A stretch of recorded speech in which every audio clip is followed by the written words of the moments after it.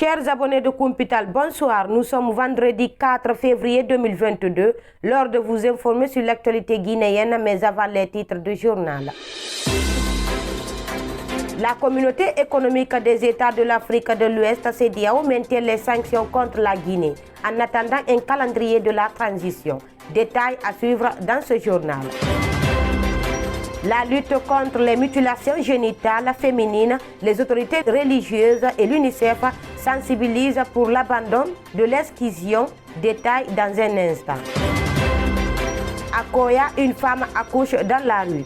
Vous aurez la cause et les réactions des femmes de la localité dans ce journal. C'est tout pour les titres. Dans un poignet de temps, les détails. Vous êtes les bienvenus. Kumpital. Réunis en sommet extraordinaire ce jeudi 3 février 2022 à Accra, au Ghana, les chefs d'État de gouvernement de la CEDEAO, Communauté économique des États de l'Afrique de l'Ouest, ont examiné les situations politiques en Guinée, au Mali et au Burkina Faso. 3 pays dirigés par des juntas militaires qui ont renversé des présidents élus. En ce qui concerne la Guinée, la CEDEAO a réclamé la mise en place rapide d'un calendrier de la transition devant permettre le retour à l'ordre constitutionnel.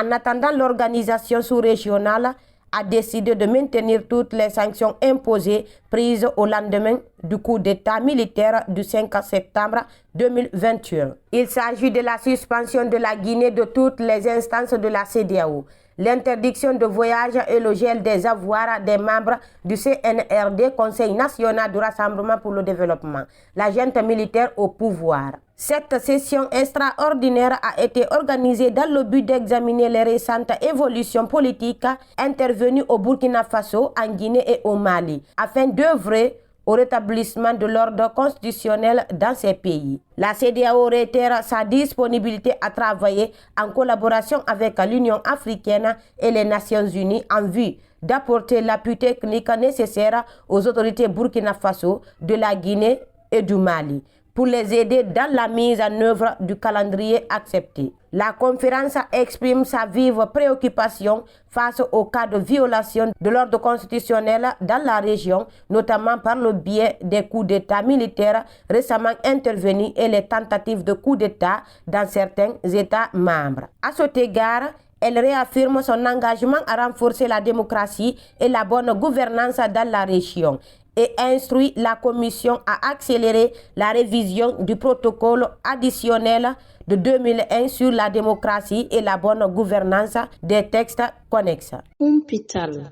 Le Fonds monétaire international a décidé de fournir un montant de 150 millions de dollars américains de réserve à la Guinée en vue de lutter contre la COVID-19. C'est ce que rapporte Ousmane Gawal Diallo, le ministre porte-parole du gouvernement. Le chef de l'État a annoncé la mise à la disposition de la Guinée par le Fonds monétaire international FMI d'un droit de tirage spécial DTS d'un montant de 150 millions de dollars américains pour lutter contre la COVID-19. Selon le compte rendu du Conseil des ministres, le président de la transition instruit les sinistres disposant de projets réalistes à faire coup de bien vouloir les inscrire dans leur plan de développement sectoriel. Le porte-parole du gouvernement a réagi ce vendredi 4 février 2022 chez nos confrères de Radio Espace sur les dossiers de corruption transmis à la Cour des infractions économiques et financières par le procureur général près la Cour d'appel de Conakry. Contrairement aux critiques contre le gouvernement accusé d'acharnement contre les auteurs présumés de ces faits, Ousmane Gawal Diallo a rassuré que dans le traitement des dossiers judiciaires, la justice agit en toute indépendance conformément à ses prérogatives. Le gouvernement a laissé la justice agir en toute indépendance. Nous ne commettons pas leur action et c'est extrêmement important, soutient le porte-parole du gouvernement. Cependant, Ousmane Gawal Diallo rassure la justice qu'elle a le soutien du gouvernement dans ses actions. Par ailleurs, il invite les juges à agir en toute indépendance. Nous les encourageons à agir conformément à la loi et éviter qu'on ne salisse des personnes, qu'on ne jette les gens en pâture, mais que les choses qui doivent sortir de la justice soient des faits avérés qui sont condamnables par nos lois. Ousmane Gawal Diallo révèle que l'État guinéen perdait un montant qui se chiffre entre 5 et 10 milliards de dollars dans la corruption. D'où la nécessité pour le CNRD de faire de la lutte contre la corruption son cheval de bataille. Le gouvernement de la transition a hérité un déficit budgétaire de 4 000 milliards de francs guinéens, informe le porte-parole du gouvernement. Mais à date, le budget de l'État est de 3 000 et quelques milliards. Hôpital.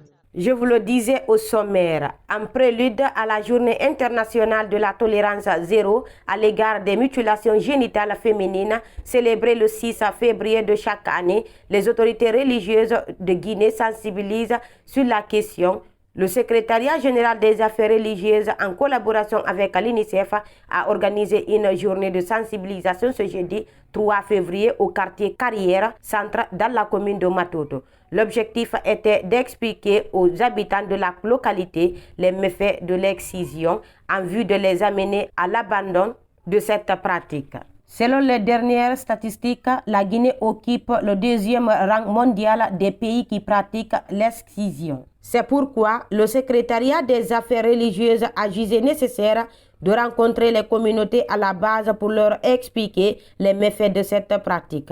Parmi ces méfaits, il y a les fistules obstétricales, les infections répétées, la stérilité et même des décès qui en découlent parfois, comme le cas de la fille Kumba qui est décédée suite à l'excision à Gekedou, a indiqué Aboubakar Sidiki Nabé, directeur adjoint du bureau de stratégie et de développement du secrétariat général des affaires religieuses. Pour cette journée de sensibilisation, le secrétariat général des affaires religieuses et l'UNICEF ont réuni les leaders religieux de Carrière Centre ainsi que de nombreux autres habitants du quartier. Devant ses pères et mères de famille, Aboubakar Sidiki Nabé a laissé entendre que l'excision n'est pas une pratique religieuse. Donc, au regard des recommandations des médecins qui nous ont fait savoir que cette pratique n'a que des conséquences néfastes, ça n'a aucun bénéfice. Le secrétariat des affaires religieuses étant chargé de la mise en œuvre de la politique du gouvernement en matière religieuse a pris à bras le corps cette problématique pour sensibiliser ses leaders religieux. À l'issue de ces échanges entre autorités religieuses et communautés à la base autour de la nécessité d'abandonner l'excision, l'UNICEF s'attend à une évolution significative dans la lutte contre l'excision. L'institution onusienne qui collabore depuis 2014 avec le secrétariat général des affaires religieuses dans le combat contre les mutilations génitales féminines en Guinée pense que cette démarche peut être très efficace. Au sortir de la rencontre, certains participants ont pris l'engagement de ne plus pratiquer l'excision. Hôpital. Comme annoncé en titre, à Koya, plus précisément à Mania, une femme a accouché dans la rue. Elle est venue au centre de santé de Mania et là-bas, la stagiaire qu'elle a trouvée lui a dit, sans consultation, de partir faire des examens au laboratoire à l'hôpital de Koya. Sans argent et avec la douleur, elle sort accoucher à quelques mètres du centre de santé. Une foule en colère contre le personnel du centre de santé de Mania dans la préfecture de Koya. Pour cause, une femme a accouché à la devanture même du centre de santé peu après avoir été reçue par une stagiaire qui n'a pas pu gérer l'urgence. Elle pensait que la femme est loin d'arriver au terme de sa grossesse. Je leur ai dit de m'aider, je suis venue accoucher. Elle m'a dit de partir à Koya, qu'il n'y a pas de sang. Fatoumata Bari n'avait que 10 000 francs guinéens sur elle. Elle déplace une moto, mais au moment d'y monter, elle se sent affaiblie, incapable de bouger. Elle accouchera dans la rue avec l'aide de la population.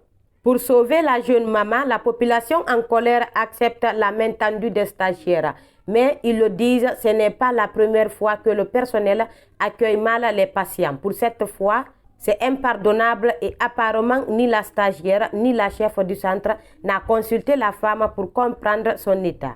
Au centre de santé, il n'y avait que des stagiaires. Heureusement, avec l'aide de la population, elle s'en est bien sortie. Son bébé se porte bien. L'ambulance est venue trop tard pour envoyer la maman et son bébé à l'hôpital de Koya. Un fait illustratif du manque d'équipement dans les structures sanitaires. Hôpital. Ce vendredi 4 février, l'Agence du service civique d'action pour le développement ASCAD a organisé une activité de travail.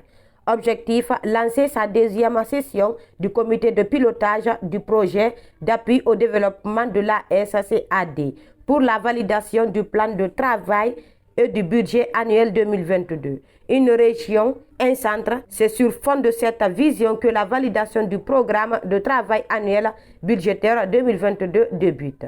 Ce travail devra permettre de réhabiliter les centres de l'Agence du service civique d'action pour le développement de Kankan et Mamou et leur équipement au profit des jeunes de ces régions. Les deux centres permettront l'insertion et la formation des jeunes de ces deux régions, notamment dans le domaine agro-pastoral à Kankan et à Pita précisément. À l'horizon de 2025, nous allons toucher jusqu'à 5200 jeunes dans ces régions, a indiqué le colonel Amin Kamara, directeur général de la SCAD. Directeur adjoint de l'agence française au développement AFD en Guinée, Nicolas l'écrivain a fait savoir que l'appui au secteur éducatif et à l'insertion des jeunes est une priorité d'intervention de son agence dans le pays. L'année 2021 a permis de poser les bases, les graines de notre partenariat, de notre projet d'appui. Je fais le vœu que 2022 soit vraiment l'année de l'accélération de notre appui. Et je suis convaincu que ce sera le cas. Avec le partenariat qu'on a pu mettre en place cette année 2022, sera réellement profitable pour les jeunes de Guinée, a-t-il déclaré. Le lancement de ces travaux a été présidé par le colonel Amara Kamara, ministre secrétaire général à la présidence de la République. Il en a profité pour rassurer les partenaires de la Guinée sur la volonté des autorités de la transition à prendre en compte la problématique de la formation et l'insertion des jeunes. Pour ce haut responsable du Comité national du Rassemblement pour le développement CNRD, les réponses apportées par l'ASCAD s'inscrivent dans les perspectives du développement durable de la Guinée. À noter que ce projet d'appui est sur financement de l'AFD. À date, près de 8000 jeunes ont été déjà formés par l'Agence du service civique d'action pour le développement ASCAD. Hôpital. À Sigiri, la situation était tendue ce vendredi 4 février 2022, où des accrochages ont opposé des chauffeurs à des agents de sécurité. Les violences ont éclaté à la gare routière de Pont-Bada, après que la police est venue déguerpir les transporteurs qui occupaient les lieux. Selon les informations, tout est parti d'une décision de la mairie de Sigiri de libérer la gare routière de Pont-Bada, située au centre-ville. Les autorités communales ont demandé aux membres du syndicat des transporteurs indépendants qui occupaient les lieux d'aller s'installer dans la nouvelle gare routière construite par l'État, actuellement occupée par les transporteurs affiliés à l'USTG. Mais les transporteurs ont refusé de se plier à cette décision, continuant d'exercer leur activité au niveau de la gare routière de Pont-Bada. C'est ainsi que la mairie a déployé la police sur le terrain ce vendredi pour les faire partir de force. Après avoir détruit les hangars érigés sur les lieux, les agents de la CMIS auraient saisi certains biens appartenant à des chauffeurs et des passagers. Cette situation a irrité les transporteurs qui ont décidé de protester à travers des jets de pierre en direction des policiers. Appuyés par des jeunes de la localité, les transporteurs ont chassé les policiers qui étaient déployés sur le terrain. Et après le départ des agents de sécurité, ils ont érigé des barricades sur la route pour protester contre leur déguerpissement. Hôpital. Mesdames et messieurs, nous sommes arrivés au terme de ce journal. Merci à toutes et à tous de l'avoir suivi. Je vous souhaite une très bonne écoute où que vous soyez. Au revoir.